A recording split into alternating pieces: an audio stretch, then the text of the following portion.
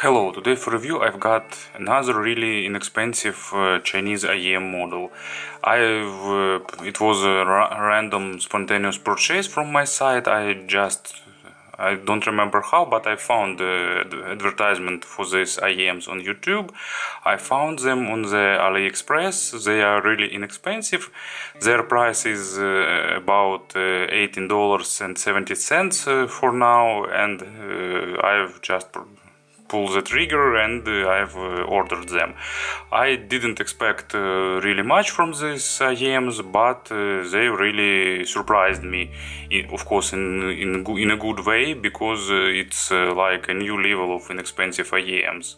Those who are familiar with Chinese affordable IEMs probably can find a lot of similarity of this brand named QKZ and actually another well-known affordable brand, KZ. I don't know how these brands relate, but as you can see, boxes are absolutely simple, and actually they're sharing some common things in package design. But company name on the back side is different and the address is different, so I'm not sure are they the same or not, or how they relate. Actually, I think it doesn't matter. Package is pretty good for this price level. Actually, it's really nice. As you can see, they combining gloss and matte paper. Even put this high-res sticker. On the back side, there are technical specifications present. 20 grams. They are using replaceable cable with 0.75mm to the pins, regular plug, cord replaceable, frequency range from 7 Hz to 40 kHz. Of course, it's kind of fantastic, but who cares? More interesting figures is impedance 30 ohms and sensitivity 108 dB per milliwatt. So they are not too they have normal impedance and not too sensitive to be very hissing and very prone to noise. Inside, actually, this box is really similar to the one that used by KZ. You see. So, plastic lid, underneath IEMs themselves, 2 spare tips, so 3 pair of tips,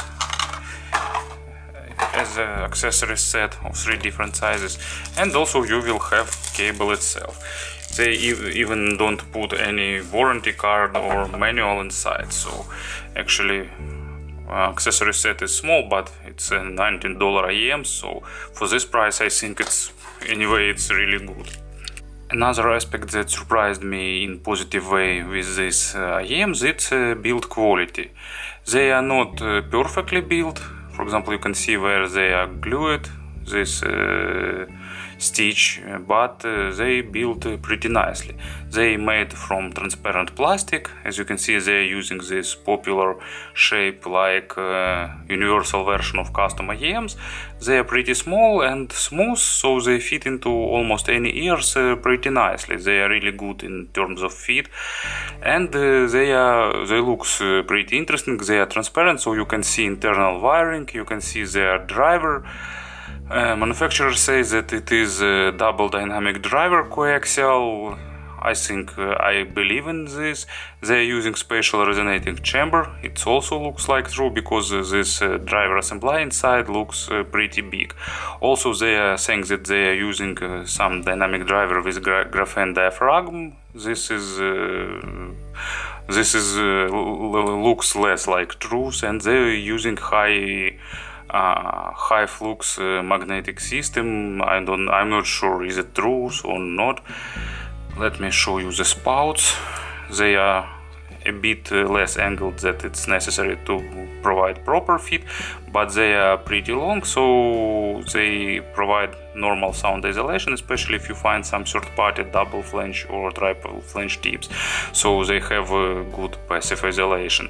Spout doesn't have this each, this bevel that is necessary to hold the tips, but actually tips fit here really tightly, so probably they won't fall off easily and stay in your ears. Let me try to put them back.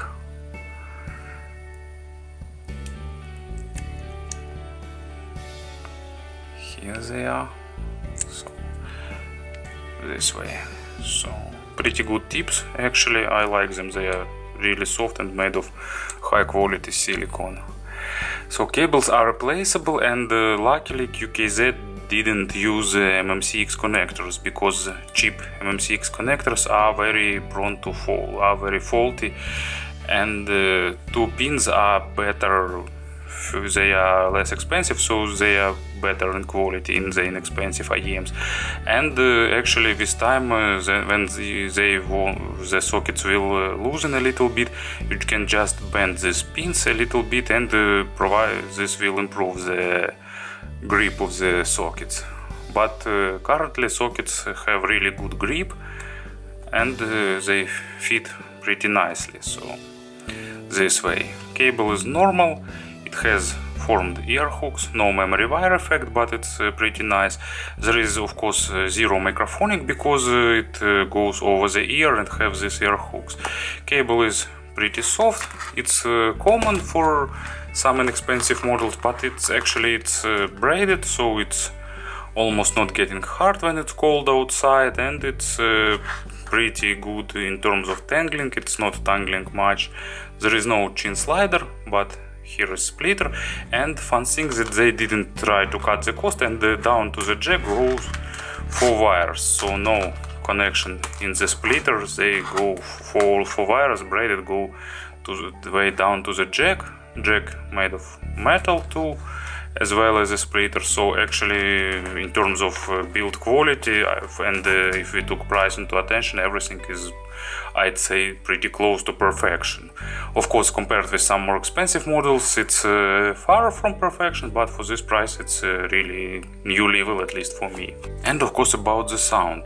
Actually without the sound everything else is useless and not interesting. For this price it's really interesting and really fun IEMs. They are on the darker side. They have really recessed upper mids and lower treble. I'm not sure is it done on purpose or it's just happened so, but besides that they offers really fun, punchy, really good low frequencies, but actually without big accent on lows.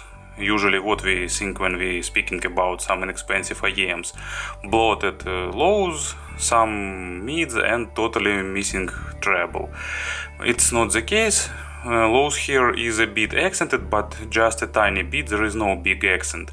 They have normal depths, not superb, but normal. So for this price range it's also pretty nice. They have a normal resolution on the lows, and pretty good instrument separation in the low register. Mids are lower part of mids is really nice. They have weight, they have body, they have emotions. Upper mids are a bit recessed, and it's the biggest issue in these IEMs, but actually not for this price, of course. But fun thing is that when I swapped this cable with a much more expensive model, I've got pretty good addition in the upper mids and in terms of treble. So I actually don't think that they really require $200 cable. I don't have other 2-pins cable actually to test, but I think some other inexpensive cable from AliExpress we can probably improve their price. I've ordered a few different cables under $10 from KZ and from other companies, so I will try these inexpensive cables, and I will probably make another video about that cable with these IEMs. So actually upper mids are recessed, but besides that it's pretty good. And actually even with this recessed mids for this price I can totally live with that. Of course, they are missing a bit of clarity in the mid-range, but actually I again can say it's not an issue. It's much better than some sharp, some sibilant upper mid, some unnatural and distorted sounds there. What else I can say? Of course, imaginary stage is below average both in width and in depth, but they don't sound too intimate, too congested, so actually instruments are separated and they provide some layer separation, so it's pretty normal. Treble is also really simple, but actually it's also present, and it's nice because often in some inexpensive models creators try to reduce treble to create a comfortable sound, but in this case treble is present. It's not super well defined, but it's not bad and it's not too smooth, so actually it's present, and all these cymbals you can definitely hear. So they are really good with simple music like pop music, with some simple electronic music, with some jazz recordings. They're nice. Actually, I've listened heavy metal with these IEMs. It's also pretty enjoyable, like Iron Maiden, Metallica. So not super brutal bands, not some symphonic metal, but actually Nightwish is also pretty nice. Of course, it's everything for this price, you know. Even $50 IEMs will beat them hands down. Of course, not every $50 IEMs, but some of them will definitely do that. But for this price, for the below $20 range, and especially with some other cable, I can't tell which cable I can recommend to them, because it's not really nice idea to plug them to $200 cable. But I will try to find some inexpensive third-party cable option for them, and will share these findings with you. So for this price, it's a really good model, and actually I can say that they are pretty close to 2 times more expensive QKZ ZS10. They actually share similar signature, because QKZ also offers recessed upper treble and mids, but QKZ has more lows and a bit less recessed upper mids, so they are a bit more cleaner on the upper mids. But actually difference isn't big, and definitely not 2 times as the price say. So here was QKZ VK1, really good model for its price. Thank you for attention.